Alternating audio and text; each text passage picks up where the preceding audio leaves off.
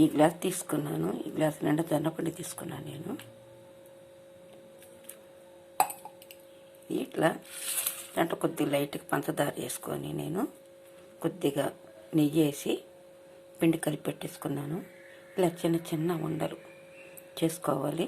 అంటే పాలకాయలు మనం ఎంత తీసుకుంటాం పిండి అలాగే తీసుకొని బిస్కెట్ లాగా చిన్న చిన్న బిళ్ళలుగా చేసి వేసుకోవాలి. ఇప్పుడు స్టవ్ వెలిగించి బాండలి పెట్టి నూనె పోసుకున్నానండి. నేను చిన్న చిన్న బిస్కెట్లుగా వేసుకున్నాను. చూడండి ఎలా పొంగుతున్నాయో.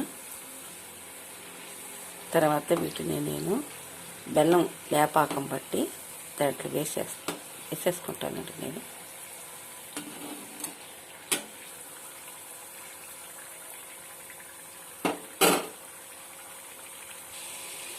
చూడండి ఎలా పొంగినాయో. దీంట్లో కొద్దిగా సోడా ఉప్పు వేసాను. ఒక చెంచా నెయ్యి వేసుకున్నాను. ఉదయం అనగా నానబెట్టానండి పిండిని. ఇప్పుడు చేస్తున్నాను నేను. చూడండి ఈ బిస్కెట్లు చాలా బాగుంటాయండి ఇవి అసలు.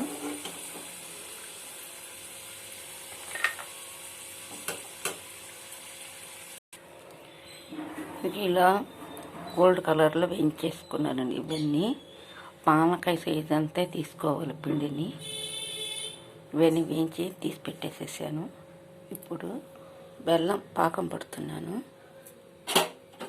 దానికి 1.5 గడ్డ వేసుకున్నాను. వీటికి నేను పాకం రావాలి.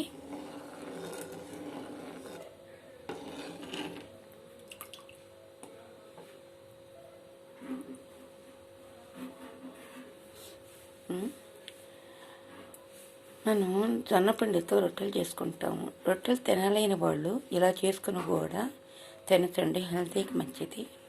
ఒకసారి మీరు ట్రై చేయండి. ఇలా రొట్టెలు తినలేని వాళ్ళు ఇలా బిస్కెట్లుగా చేసుకొని బెల్లం పాకం పట్టుకొని తినచండి. పిల్లలు ఎంతో ఇష్టంగా తింటారు. బెల్లం పాకం వచ్చేసిన తీగ పాకము. ఇప్పుడు ఈ బిస్కెట్లు కొద్దిగా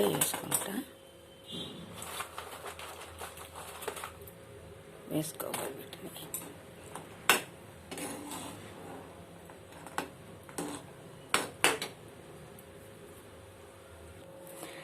జొన్న రొట్టెలతో తయారు చేసిన బిస్కెట్లు తయారైపోయినాయి. ఇవి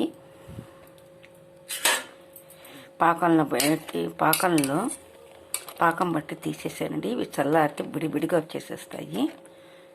మీరు కూడా ఒకసారి ట్రై చేయండి, షేర్ చేయండి, సబ్స్క్రైబ్ చేయండి.